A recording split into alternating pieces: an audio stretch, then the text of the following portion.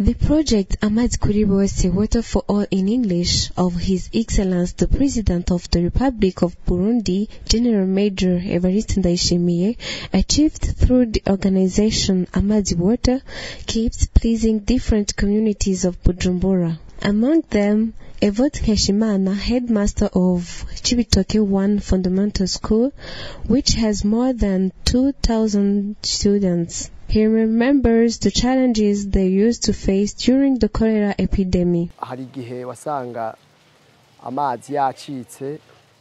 Students couldn't find drinking water or water to use in lavatory. We used to keep in stock drinking water. Parents of students panicked during cholera epidemic, but we foresee that everything is well this upcoming school year. Beneficiaries from these boreholes are not only students but also residents of Cibitoke. Here is the sigh of relief of Egid Nibitegete, in charge of Cibitoke 3 quarter. We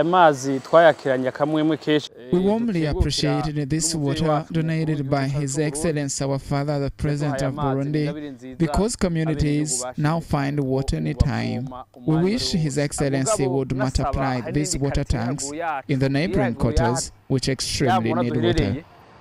In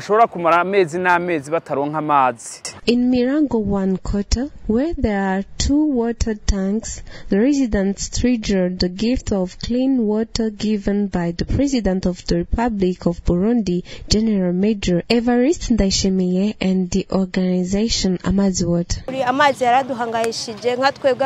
were suffering because of lack of clean water. We woke up late in the night to search water, and sometimes in vain. But we are grateful for this water. May God bless you for this development.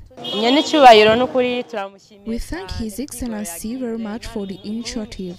May God overflow him with blessings, because it's too much for us. The wish remains the same either in Cibitoke or Kamenge zones, to see an extension of Amazi Water's work in other communities.